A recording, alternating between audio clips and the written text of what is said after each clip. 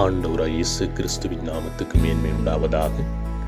ஏசாயா தீர்க்கதரிசியின் புஸ்தகம் 1வது அதிகாரம் வசனம் 17 இப்படியாய் சொல்லப்படுகிறது: நன்மை செய்ய படியுங்கள், நியாயத்தை தேடுங்கள், ஒடுக்கப்பட்டவனை ஆதரித்து திக்கற்ற பிள்ளையின் நியாயத்தையும் விதவையின் வழக்கையும் விசாரியுங்கள் என்பதாய் சொல்லப்படுகிறது. அன்பான தேவஜனமே, நாங்கள் நன்மை செய்யும் பொழுது கர்த்தருடைய நன்மைகள் எங்களுடைய வாழ்க்கையிலே கிரியை செய்கிறதாயிருக்கிறது. ஒடுக்கப்பட்டவர்களை ஆதரித்து திக்கற்ற பிள்ளைகளின் நியாயத்தை விசாரிக்கும் பொழுது கர்த்தருடைய ஆவியானவர் எங்களுடைய வாழ்க்கையிலே கிரியை செய்கிறவராயிருக்கிறார்.